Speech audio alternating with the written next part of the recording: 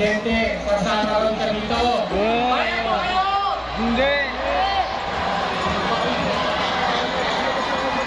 Dapat managot. Bakit dapat managot? Sa kasaysayan ng Pilipinas, ang pinakamalaking pork barrel po ay ang pork barrel ni Pangulong Ferdinand Marcos Jr. No? Maabot sa mahigit 1 trilyong piso.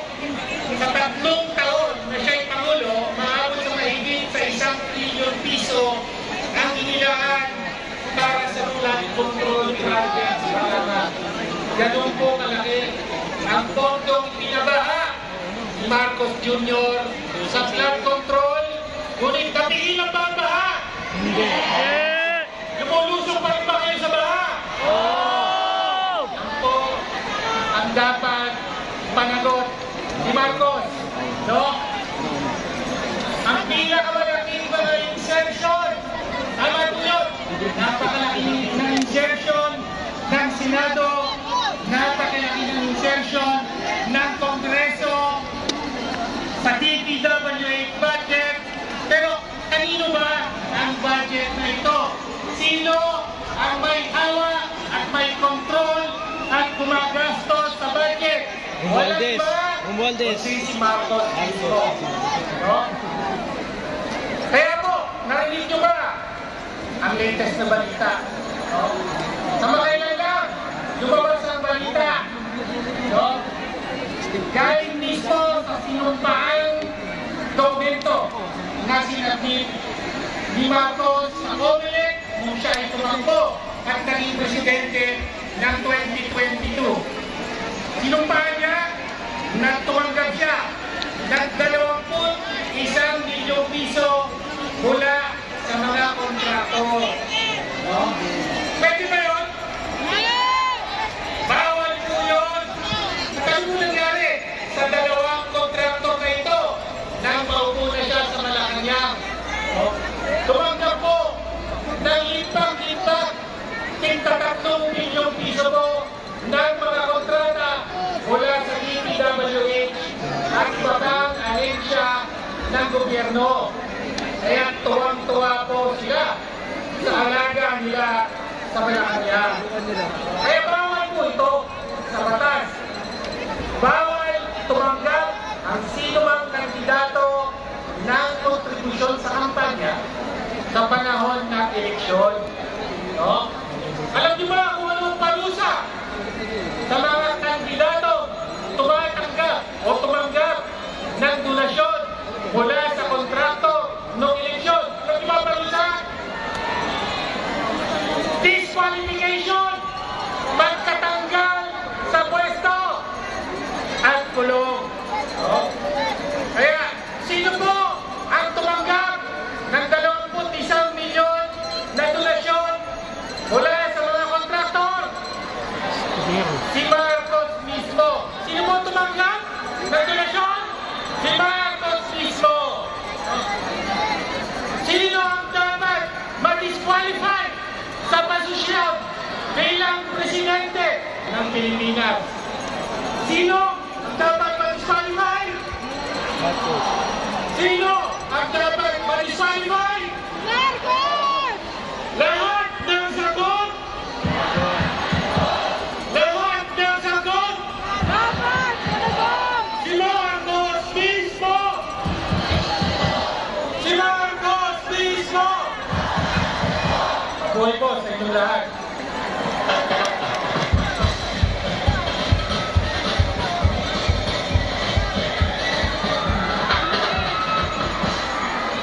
Isang palaban na pagbati mula sa Gabriela Women's Party! Si Sara Renato mula sa Gabriela! Hindi ito yung Sara na maraming confidential funds! Hindi rin ito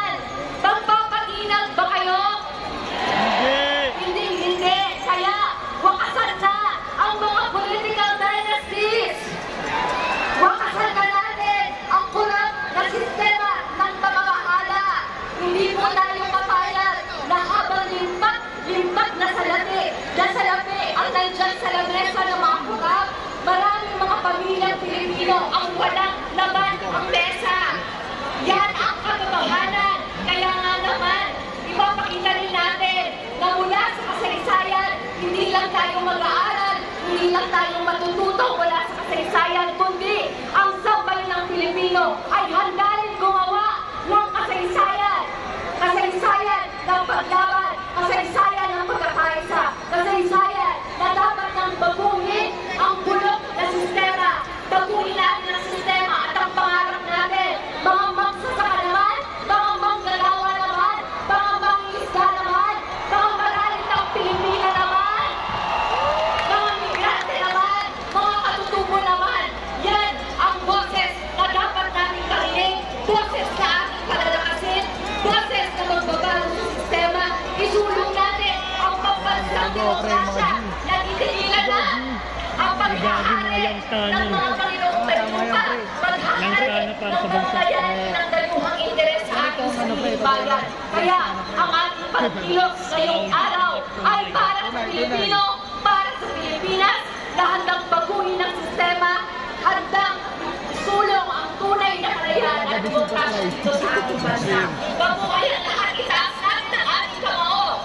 Dahil ito ay hindi lamang araw ng ating panilingin sa mga kurap. Ito rin ay araw ng ating pagpupugay sa lahat ng naririto. Palakpakan ninyo ang bawat isa. Itaas natin ang ating kamao. Ito ay araw din ng pagpupugay sa lahat ng mga kadir ng sabay ng Pilipino, sa lahat ng mga bayani natin na nagpapatuloy ng laban para sa tunay na kalayaan at demokrasya. Mabuhay ang kababaihan at sabay ng Pilipino, mga bayan at lumalaban.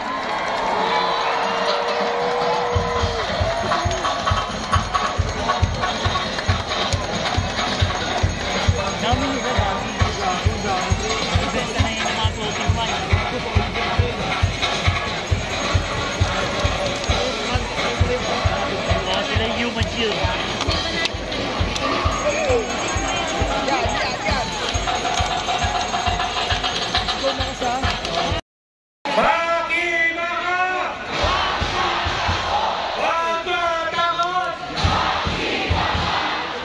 Pagtutugay po, hasta kamupo tayo, pagtutugay sa lahat ng mga hindi natatakot at nakikibaka ngayong umaga. Lahat ng sagot! Lahat ng sagot! Marcos mismo! Dapat panagot! Marcos mismo! Dapat panagot! Sabi niya, kung di raw siya presidente, sasama raw siya dito. Kaya mo kayo! Hindi! Okay, dapat managot. Bakit dapat managot? Sa kasaysayan ng Pilipinas, ang pinakamalaking pork barrel to ay ang pork barrel ni Pangulong Ferdinand Marcos Jr. No? Maabot sa mahigit 1 trilyong piso. Sa 3 taon na siya'y Pangulo, maabot sa mahigit sa 1 trilyong piso ang inilaan para sa flood control project sa Panama. Ganun po kalaki ang pondong pinabaha ni Marcos Jr. sa flood control. Ngunit natigil ang pagbaha. Hindi! Lumulusok pa rin ba kayo sa baha? Ang dapat panagot ni Marcos, no? Ang pinakamalaking mga insertion, tama po yun, napakalaking ng insertion ng Senado, napakalaking ng insertion ng Kongreso sa DPWH budget. Pero kanino ba ang budget na ito? Sino ang may hawak at may control at gumagastos sa budget? Walang iba kundi si Marcos mismo. No? Kaya po, narinig nyo ba ang latest na balita? No? Sa makailan lang, lumabas ang balita. No? Galing mismo sa sinumpaang dokumento na sinabit ni Marcos sa COMELEC nung siya ay tumakbo at naging presidente ng 2022. Sinumpahan niya na tumanggap siya ng 21 milyong piso mula sa mga kontrata. kontraktor. No? Pwede ba yun? Bawal po yun. Kasi po nangyari sa dalawang kontraktor na ito nang maupo na siya sa Malacanang. No? Tumanggap po ng limpang-limpang tig-3 milyong piso po ng mga kontrata mula sa DPWH at iba pang ahensya ng gobyerno. Kaya tuwang-tuwa po sila sa halaga nila sa Malacanang. Kaya bawal po ito sa batas. Bawal tumanggap ang sino mang kandidato ng kontribusyon sa kampanya sa panahon ng eleksyon. No?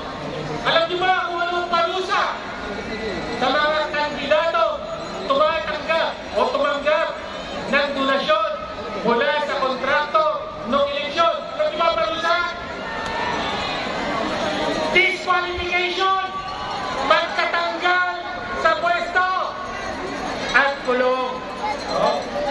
Kaya, sino po ang tumanggap ng 21 milyon na donasyon mula sa mga kontraktor? Si Marcos mismo. Sino po tumanggap ng donasyon? Si Marcos mismo. Sino ang dapat ma-disqualify sa position bilang presidente ng Pilipinas? Sino ang dapat ma-disqualify? Sino ang dapat ma-disqualify? Lahat ng sagot! Lahat ng sagot! Si Marcos mismo! Si Marcos mismo! Mabuhay po sa inyong lahat.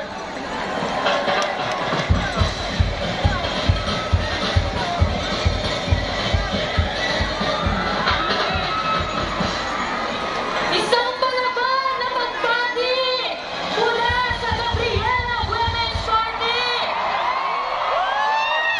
Si Sara Renato mula sa Gabriela. Hindi ito yung Sara na maraming confidential funds. Hindi rin ito yung Sara na marilig sa payong sa malulukong mga sasakyan. Ang dapat sa mga Sara na yan ay makulong at managot sa lahat ng tiwali dito sa ating bayan. Nasaan na ang mga kababaihan? Nasaan na ang mga LGBTQIA+? Nasaan na ang mga kabataan at taong bayan? Nandito sa Luneta, galit na galit sa korupsyon, pag-ingay laban sa korupsyon. Nandito rin tayo, higit sa 5 dekada mula Marshall Declaration upang ipakita na hindi nakakalimot ang taong bayan sa ating kasaysayan. Hindi tayo nakakalimot at magpas hanggang ngayon, 53 years na ang nakakaraan. Tayo pa rin ay nangingilit dahil napakarami pa rin mga magnanakaw, mabayad ba kayo dyan? Marami pa rin mga korap, mabayad ba kayo dyan? Marami pa rin mga abuso sa kapangyarihan, mabayad ba kayo? Hindi. Kaya malinaw sa atin, sa ating lahat na narito na nagkakaisa na ang ating paglaban sa korupsyon ay mga kailangan hindi lang ng pagpapalit ng pangalan, hindi lang pagpapalit ng mga dinastiya, kundi pagpapalit mismo ng korap na sistema. Ang hamon sa ating lahat ay patuloy na mag-organisa, patuloy na kumilos, sama-samang lumaban at ipakita na hindi mananahimik ang taong bayan. Magpapaginag ba kayo? Hindi. Kaya wakasan na ang mga political dynasties. Wakasan na natin ang kurap na sistema ng pamamahala. Hindi po tayo papayag na habang limpat na salapi ang nandyan sa lamesa ng mga kurap, maraming mga pamilyang Pilipino ang walang laman ang mesa. Yan ang katotohanan. Kaya nga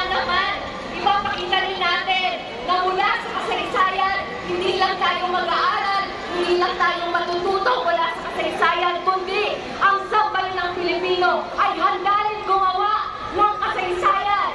Kasaysayan ng paglaban, kasaysayan ng pagkakaisa, kasaysayan na dapat nang baguhin ang bulok na sistema. Baguhin natin ang sistema at ang pangarap natin. Mga magsasaka naman, mga manggagawa naman, mga mangingisda naman, mga maralitang Pilipina naman, mga migrante naman, mga katutubo naman. Yan ang boses na dapat natin karinig, boses na ating palalakasin, boses na magbabago sa sistema. Isulong natin ang pagbansang demokrasya na titigilan na ang paghahari ng mga Panginoong Maylupa, paghahari ng mamamayan ng dayuhang interes sa ating sariling bayan. Kaya ang ating pagkilos ngayong araw ay para sa Pilipino, para sa Pilipinas, na handang baguhin ng sistema, handang isulong ang tunay na kalayaan at demokrasya dito sa ating bansa.